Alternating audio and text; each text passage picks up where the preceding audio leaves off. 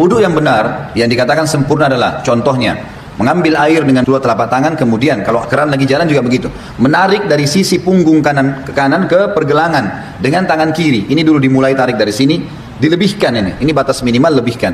Kemudian tangan kanan menarik untuk tangan kiri juga sampai lebih dari batas minimal, sampai ke sini kurang lebih. Kemudian baru mempertemukan antara punggung dalam dua-duanya dan menyelat-nyelatkan di antara dua jari. Karena ini sunnah, Nabi SAW menyuruh menyelat-nyelatkan. Jadi ini baru satu ya, ini baru satu. Ini baru satu. Kemudian diulangin, pelan-pelan, sempurnakan. Balasannya hanya sempurnain ini, syahadat masuk surga. Buru-buru, gitu kan. Pelan-pelan, 1, 2, sampai 3 selesai. Yang selanjutnya, mengambil air di telapak tangan, kemudian memasukkan setengahnya ke mulut sambil kumur-kumur, sisanya dihirup di hidung. Kemudian sementara mulut kita kumur-kumur, tangan kiri membuang yang di hidung, baru kemudian yang di mulut dibuang. Itu satu.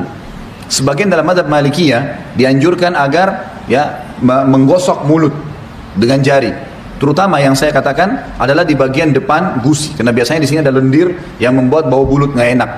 Kita kalau uduk sebentar misalnya lagi kumur-kumur, bapak ibu cuma masukin di bagian depan ini sering ada lendir 4 sisi ini. Itu kalau dikeluarin bau mulutnya jadi hilang. Itu dianjurkan. Sebagian juga ulama mengatakan dianjurkan kumur-kumur maksimal, karena ada hadis yang lain berbunyi, tidak ada seorang umatku, tidak ada seseorang pun dari kalian berwudu seperti wuduku ini, Nabi SAW praktikin.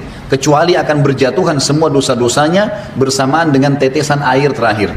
Termasuk di sini kumur-kumur dimaksimalin supaya dosa mulutnya jatuh semuanya, gitu kan? Kemudian wajah, ini tentu 3 kali diambil, dimasukkan di mulut sambil kumur-kumur, lalu sisanya dihirup, dibuang dengan tangan kiri. 1, 2, 3.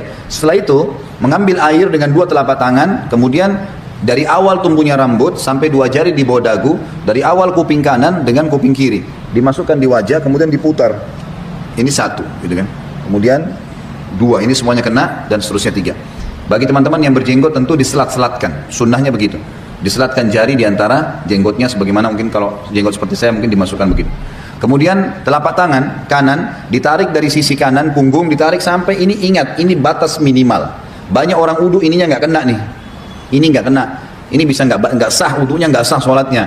Jadi tarik sampai sini nih, kemudian baru diputar ke dalam. 1, 2, 3, sampai 3 kali. Kalau misal air kerannya di atas, ngalir di keran, dan kita mau tarik dari atas boleh, tarik di atas batas minimal, ya.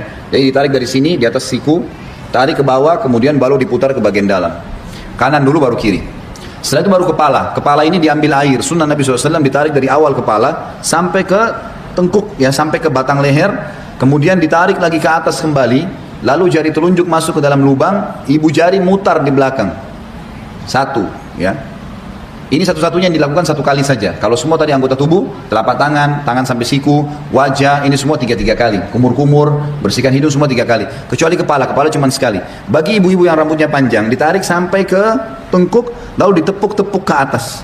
Sampai kembali ke depan, baru kemudian masuk ke sini, baru diputar.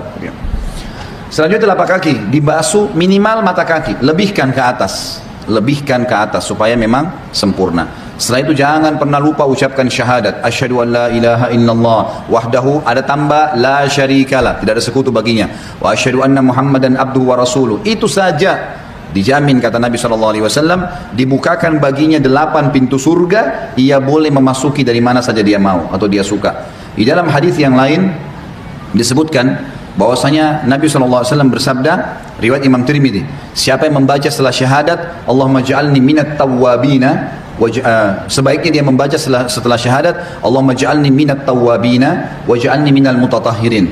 Ya Allah, jadikanlah saya selalu orang-orang yang bertaubat, dan jadikan saya orang-orang yang selalu bersuci, bersih. Allahu a'lam.